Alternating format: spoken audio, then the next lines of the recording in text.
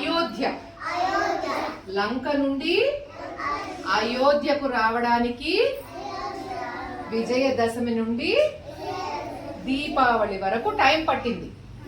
దీపావళి రోజు అంటే అమావాస్య రోజు శ్రీరామచంద్రుడు, సీతమ్మ వారు, లక్ష్మణ స్వామి, ఆంజనేయ స్వామి అందరూ కలిసి ఎక్కడికి వచ్చారు? అయోధ్యకి వచ్చారు. అందుకనే ఆ రోజు అమావాస్య అంటే చీకటి ఉంటుంది కదా, అందుకని దీపాల వెలుగులతో శ్రీరామచంద్రమూర్తిని అందరూ వెల్కమ్ చేశారు. సరేనా? అందుకనే మనము అప్పటి నుండి దీపావళి పండుగ రోజు దీపాలు వెలిగించి, చెప్పండి, దీపాలు వెలిగించి మనము పూజ చేసుకొని మొక్కుంటాం కదా. ఓకేనా? అర్థమైందా? ఎందుకు చేసుకుంటామో ఇంకొక స్టోరీ ఉంది, అది చెప్పుకుందామా? అందులో ఏంటి, శ్రీకృష్ణుడు తెలుసా? ఎవరాయన? దేవుడా? దేవుడు కదా. శ్రీకృష్ణుడు సత్యభామాదేవితో కలిసి నరకాసురుడు అనే రాక్షసుని చంపడానికి బయలుదేరతాడు కదా. రాక్షసుడి పేరేంటి? నరకాసురుడు. చెప్పండి, నరకాసురుడు.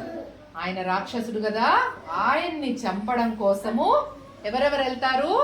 శ్రీకృష్ణుడు ఇంకా సత్యభామాదేవి ఇద్దరు కలిసి వెళ్తారు. వెళ్ళి నరకాసురునికి చంపడం కోసం యుద్ధం చేస్తారు. ఆ యుద్ధ టైంలో ఏమైతుంది, శ్రీకృష్ణుడు కొంచెం రెస్ట్ తీసుకుందామని 2 minutes కూర్చుంటారు. అప్పుడు సత్యభామాదేవి నరకాసురుణ్ణి చంపేస్తుంది. అందుకనే నరక చతుర్దశి ఏమంటారు? నరక చతుర్దశి. నరకాసురుణ్ణి చంపిన రోజు చతుర్దశి కాబట్టి నరక చతుర్దశి అంటారు. ఏమంటారు? నరక చతుర్దశి. ఎవరు చంపినది? సత్యభామాదేవి. ఎవరితో వెళ్ళి చంపారు? శ్రీకృష్ణ భగవానుడితో వెళ్ళి చంపేశారు రాక్షసుని కదా. అందుకనే చతుర్దశి అయిన నెక్స్ట్ డే అమావాస్య రోజు మనము దీపావళి పండుగ పటాకులు కాల్చి సంబరాలు చేసుకుంటాం కదా. ఓకే.